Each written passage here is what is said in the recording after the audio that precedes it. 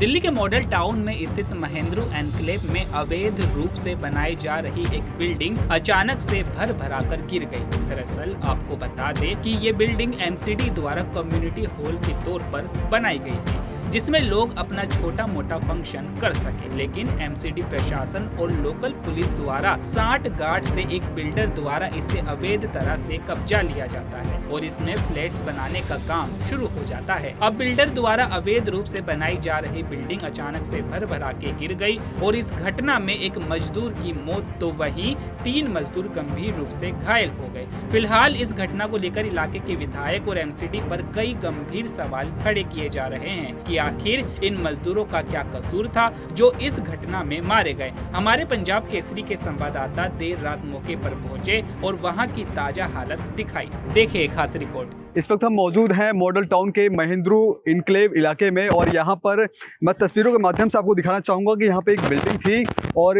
बारिश हो रही थी आज और इस बारिश के कारण ये जो बिल्डिंग है भर भरा के गिर गई।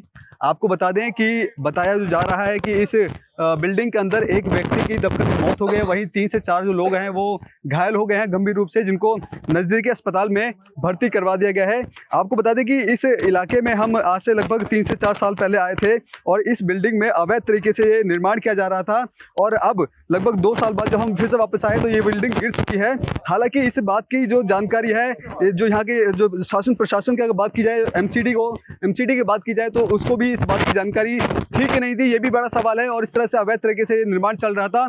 अब ये भर भरा के गिर गया है। उस जो मजदूर थे उस जो इस बिल्डिंग के अंदर जो काम कर रहे थे उनकी दबकर के मौत हो गई है, 3 जो लोग घायल हैं। आखिरकार उसका जिम्मेदार कौन है? क्या एमसीडी प्रशासन को यहाँ की खबर नहीं थी कि किस तरह से अवैध ये कंस्ट्रक्शन का काम चल रहा था? फिलहाल अब जो मामला है वो एक बार तस्वीर में दिखाना चाहूँगा। जो बिल्डिंग है, एक बिल्डिंग दिख रही है, जो बिल्डिंग है बड़ी बिल्डिंग थी और भर भरा के गिर गई। साथ ही साथ जिस तरह से एक बगल में भी बिल्डिंग है, इस बिल्डिंग में भी कार्य निर्माण चल रहा था, लेकिन हालांकि गनीमत ये रही कि इस बिल्डिंग में किसी भी तरह की कोई हानि नहीं हुई है। ये बिल्डिंग पूरी भरभरा के गिर गई है। अब ऐसे में बड़ा सवाल ये भी खड़ा होता है कि आखिरकार जब ये बिल्डिंग बन रही तो शासन प्रशासन आखिरकार इसकी देखरेख क्यों नहीं कर रहे थे? आखिरकार उस व्यक्ति की मौत हुई है, उसका जिम्मेदार कौन है? और जो 3 लोग जो घायल हुए हैं उसका जिम्मेदार कौन है? ये प्रशासन को जवाब देना चाहिए। कैमरा पर्सन कमलेश कुमार के साथ में संजय सक्सेना, पंजाब केसरी.com, दिल्ली।